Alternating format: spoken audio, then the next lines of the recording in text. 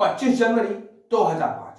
इस दिन प्रयागराज में एक ऐसी घटना हुई जिसने पूरे उत्तर प्रदेश सरकार, शासन, प्रशासन सबको हिलाकर रख दिया। बहुजन समाज पार्टी के नेता राजू पाल की दिन दहाड़े हत्या कर दी गई और यह हत्या प्रयागराज के बहुचर्चित माफिया अतीक अहमद ने करवाई। अतीक अहमद के इस कांड के बाद से अतीक अहमद की अपराधों की फहरिस्त लंबी होती चली गई। अतीक अहमद के पीछे सरकार का हाथ था, जिसकी वजह से अतीक अहमद अपनी गुंडई, अपनी माफियागिरी को जमकर फैला रहा था। न सिर्फ उत्तर प्रदेश बल्कि पूरे देश में अतीक अहमद के बाहुबल की तूती बोलने लग गई थी। ठीक 2017 में अतीक अहमद का यह बाहुबल कहीं ना कहीं कम होने लग गया। योगी सरकार के दोबारा सत्ता में आने के बाद से कहीं ना कहीं अतीक अहमद जैसे माफियाओं पर योगी सरकार और कानून ने नकेल कसना शुरू कर दिया।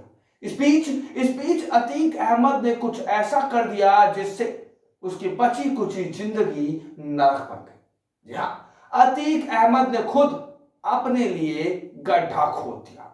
तारीख थी 24 फरवरी 2023 की, जब राजू पाल हत्याकांड के मुख्य गवाह उमेश पाल की बड़े आधुनिक तरीके से दिन दहाड़े हत्या कर दी गई, वो भी प्रयागराज में।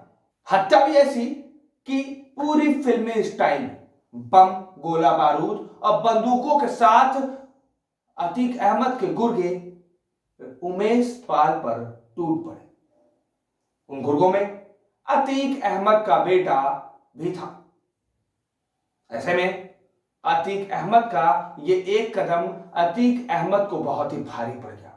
नमस्कार, मैं विश्वेश तिवारी आज आप सभी के सामने अतीक अहमद से जुड़ा ये वीडियो लेकर आए हैं। अपनी इस वीडियो में हम अतीक अहमद का पूरा काला चिट्ठा दिखाएंगे और दिखाएंगे आपको कि कैसे अतीक अहमद जैसे माफिया, अतीक अहमद जैसे अपराधी सरकार के शरण में बैठकर माफियागिरी करते थे, पूरे देश में अपनी तूती बुलवाते थे और समाजवादी पार्टी जैसे पार्टियां ऐसे गुंडों को पालती थी, पोसती थी और देश के साथ, देश की जनता के साथ खिलवाड़ करती थी। मगर आगे बढ़ने से पहले हमारा आप सभी से अनुरोध है कि हमारी यह खबर पसंद आए तो इस पर लाइक, शेयर के साथ कमेंट जरूर करिएगा। और समाजवादी पार्टी जैसे पार्टियां जो कि अतीक अहमद और मुख्तार अंसारी जैसे गुंडों को पालती है और फिर देश की सत्ता में आने का, प्रदेश की सत्ता में आने का सपना देखती है, उनके इस सपनों पर दो शब्द जरूर बोलिएगा। कमेंट बॉक्स में ऐसे पार्टियों को लेकर आपकी क्या राय है, क्या प्रतिक्रिया है, जरूर हमें बताइएगा।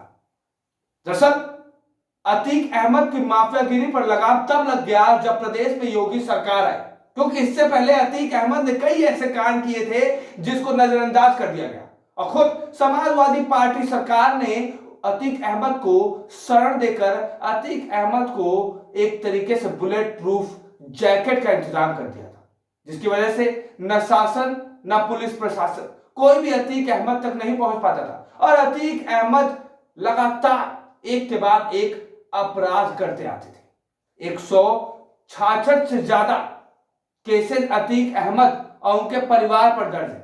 सबसे मजे की बात यह है कि सिर्फ अतीक अहमद ही नहीं, उनके परिवार में उनका बीवी, उनका बच्चा, उनका भाई, जितने भी लोग हैं सभी के सभी आपराधिक गतिविधियों में संलिप्त थे। ऐसे में योगी सरकार के आने के बाद अतीक अहमद ये भूल गए कि अब उनका जो संरक्षण था, जो समाजवादी पार्टी के द्वारा हो रहा था, वो खत्म हो चुका है। अब प्रदेश में बाबा की सरकार आ गई है और गलती करने पर बाबा बख्शेंगे नहीं। ऐसे में यहां तो मामला और गंभीर हो गया जब अपोजिशन पार्टी ने विधानसभा में बाबा को छेड़ने की कोशिश कर दी, वो भी अतीक अहमद के कर्मकांड की वजह से। फिर क्या था, बाबा ने बीच विधानसभा पर ओपोजिशन को ऐसा जवाब दिया जिससे अतीक अहमद के होश उड़ गए। जरा आप भी सुनिए कि जब अतीक अहमद का मामला विधानसभा में गया था तो बाबा ने क्या कुछ कहा था। आप में से कई लोगों ने बाबा का यह बयान सुना होगा, लेकिन इस बयान में बहुत कुछ छुपा था। इस बयान में अतीक अहमद की आगे की जिंदगी नरक बनने वाली है, बाबा साफ साफ बता रहे थे। जरा आप भी देखिए। कल की घटना जो प्रयागराज की हुई है वो दुखद है और सरकार ने उसका संज्ञान लिया है और मैं इस पूरे हाउस को इस बात के लिए आश्वस्त करता हूं कि जीरो टॉलरेंस की नीति के तहत सरकार जो कार्रवाई अब तक करती रही है उसके परिणाम भी बहुत शीघ्र सामने आएंगे, कोई संदेह नहीं होना चाहिए। लेकिन जो ये अपराधी हैं, जो ये माफिया हैं, आखिर ये पाले किसके द्वारा गए हैं?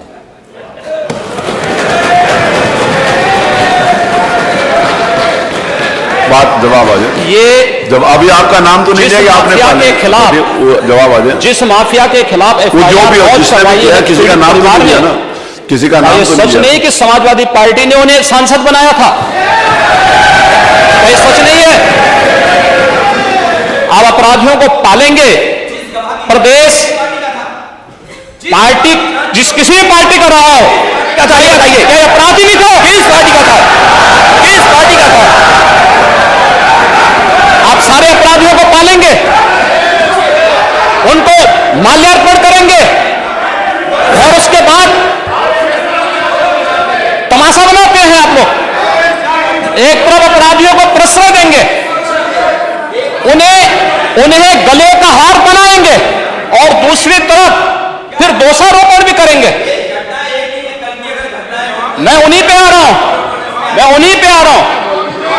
उन्हीं बातों पे चर्चा करने के लिए आ रहा हूं।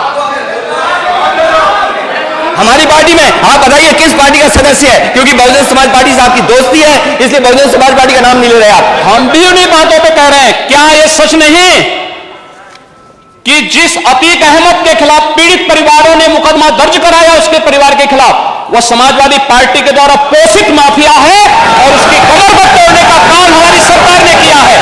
और फिर मैं कहता हूं इसे इस माफिया को मिट्टी में मिला देंगे। सरकार किसकी है?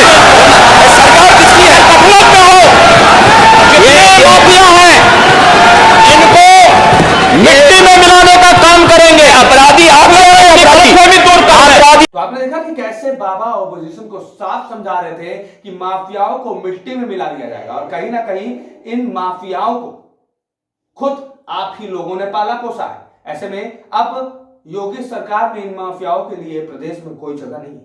न सिर्फ अतीक अहमद बल्कि अतीक अहमद के ही नक्शे कदम पर उनके बेटे भी चलने लग गए थे। अतीक अहमद का एक बेटा प्रयागराज में बंद है तो दूसरा बेटा लखनऊ में बंद है और तीसरा बेटा फरार चल रहा है। दरअसल अतीक अहमद का तीसरा बेटा असद हाल ही में जो प्रयागराज में मर्डर हुआ था उमेश पाल का, उसमें संलिप्त था, जिसके चलते असद के ऊपर हमारे उत्तर प्रदेश की पुलिस ने 25 लाख का इनाम घोषित किया है। न सिर्फ असद के ऊपर बल्कि अतीक अहमद की बीवी के ऊपर भी 25,000 रुपए का इनाम घोषित किया गया है। ऐसा माना जा रहा है कि अतीक अहमद के जेल जाने के बाद उनकी बीवी पूरा का पूरा कारोबार संभालने की कोशिश कर रही थी और उमेश पाल हत्याकांड में उनकी बीवी का भी उतना ही हाथ है जितना अतीक अहमद के दूसरे गुर्गों का और अतीक अहमद के बेटे का है। ऐसे में योगी सरकार ने अब धीरे धीरे अतीक अहमद और इस हत्याकांड से जुड़े सभी लोगों को उनके अंजाम तक पहुंचाना शुरू कर दिया है और अब बारी आ गई है अतीक अहमद और उनके सपुत्रों की। अतीक अहमद के 2 सपुत्र तो जेल काट ही रहे, अतीक अहमद का तीसरा सपुत्र फरार चल रहा है। ऐसे में वो दिन दूर नहीं, ऐसी फरारी काटने वाले को जब उत्तर प्रदेश पुलिस सीधे ऊपर का रास्ता दिखाएगी, क्योंकि अब उत्तर प्रदेश पुलिस वो पुलिस नहीं रही जो ठाए ठाए खाली मुंह से किया करती थी। बाबा के आने के बाद उत्तर प्रदेश में 2 चीजें खुलेआम चल रही हैं, एक बाबा का बुलडोजर और दूसरा पुलिस प्रशासन का एनकाउंटर यानी कि गोली। इन दोनों चीजों को चलाने के लिए बाबा ने फ्री हैंड दिया हुआ है, जिसकी वजह से उत्तर प्रदेश में माफियाओं की हेकड़ी निकल रही है। अतीक अहमद, मुख्तार अंसारी, ये वो माफिया हैं, ये वो लोग हैं जिनके बाहुबल से पूरा प्रदेश कांपता था, प्रदेश की जनता कांपती थी। और आज यही बाहुबली जेल में रोते बिलखते दिख रहे हैं। आज यही अतीक अहमद कहते हैं कि मेरी टाइमिंग खराब थी, मैंने गलत समय पर गलत काम कर दिया। आज इसी अतीक अहमद के परिवार वाले, सगे संबंधी कहते हैं कि बाबा से बचा लिया जाए वरना अतीक अहमद की गाड़ी पलट जाएगी। ऐसे में अब देखना यह होगा कि अतीक अहमद की गाड़ी पलटती है या फिर अतीक अहमद सीधे पुलिस के गोली के हत्थे चढ़ते हैं, या फिर अतीक अहमद को फांसी होती है। क्योंकि पिछली सरकार में जितनी बार अतीक अहमद जेल गए, सपा संरक्षण की वजह से हर बार बाहर आ गए। मगर अब समय बदल चुका है, सरकार बदल चुकी है। अब देश में, अब प्रदेश में जो सरकार है वो माफियाओं को जड़ से खत्म कर रही है और जनता इस सरकार से कहीं ना कहीं खुश है। अब इस पूरे मामले पर आप अपनी राय प्रतिक्रिया जरूर रखिएगा। हमने अतीक अहमद का पूरा हिस्ट्री दिखाया, आपको दिखाया कि कैसे 17 साल की उम्र से ही यह अतीक अहमद एक ठेला चलाने वाले का बेटा जुर्म की दुनिया में कदम रख चुका था और कैसे समाजवादी पार्टी के संरक्षण के चलते यह अतीक अहमद लगातार एक के बाद एक कर्म कांड किए जा रहा था। उसके बाद बाबा ने कैसे इसके ऊपर एक्शन लिया, पूरा का पूरा मामला आपने देखा। अब हमें कमेंट बॉक्स में आप जरूर बताइएगा कि अतीक अहमद जैसे माफियाओं को, अतीक अहमद जैसे बाहुबलियों के साथ जो हश्र योगी आदित्यनाथ कर रहे हैं, क्या वो गलत है? क्या ऐसा ही कुछ एक्शन पहले की सरकारों को नहीं ले लेना चाहिए था, जब गेस्ट हाउस कांड में अतीक अहमद का नाम सामने आया था, जब गेस्ट हाउस कांड के चलते अतीक अहमद ने बसपा के 100 कुछ लोगों को बंदी बना दिया था। शायद अगर तब उसी वक्त ऐसा कोई एक्शन अतीक अहमद और उनके परिवार के ऊपर लिया जाता तो आज अतीक अहमद के अपराधों की वजह से प्रदेश की जनता परेशान ना हो रही थी। खैर, अब बाबा ने अपना एक्शन शुरू कर दिया है, उत्तर प्रदेश पुलिस ने भी अपना एक्शन शुरू कर दिया है। अब देखना यह है कि उत्तर प्रदेश और बाबा का एक्शन आखिर अतीक अहमद को कहां तक ले जाता है। इस पूरे मामले पर आप अपनी राय प्रतिक्रिया जरूर दीजिएगा। इस खबर को ज्यादा से ज्यादा लोगों तक शेयर भी करेगा ताकि अतीक अहमद से जुड़ा ये काला चिट्ठा ज्यादा से ज्यादा लोग देख पाए। ऐसे ही खबरों के लिए बने रहिए हमारे साथ, हमारे चैनल पर। बहुत बहुत धन्यवाद।